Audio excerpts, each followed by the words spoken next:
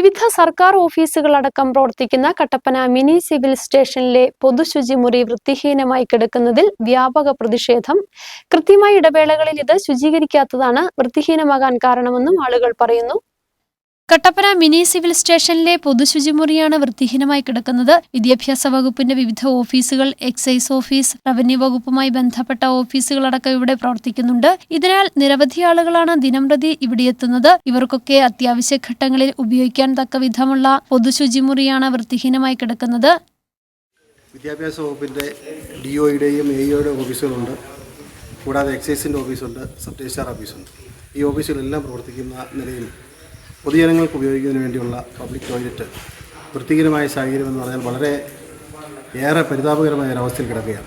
ഇത് വളരെ പ്രതിഷേധാർഹമായ ഒരു കാര്യമാണ്. നൂറുകണക്കിന് ജനങ്ങൾ ഓരോ ദിവസവും എത്തിച്ചേരുന്ന ഈ ഓഫീസിൽ അവർക്ക് പ്രാഥമിക ആവശ്യങ്ങൾ നിർവഹിക്കുന്നതിന് വേണ്ടി ഏർപ്പെടുത്തിയിട്ടുള്ള സൗകര്യം അത് ഇത്രയും വൃത്തിഹീനമായി ഇടുന്നത് ഇവിടുത്തെ ഈ 4 ഓഫീസുകളിലെയും ചുമതല വഹിക്കുന്ന ഉദ്യോഗസ്ഥരുടെ അലംഭാവം ഒന്നുകൊണ്ട് മാത്രമാണെന്ന് പറയാതിരിക്കാൻ നിർവാഹമില്ല.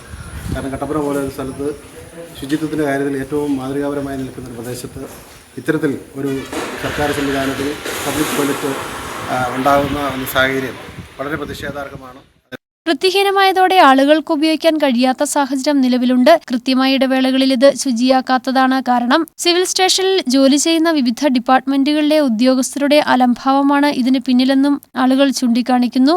News bureau, Kattappana.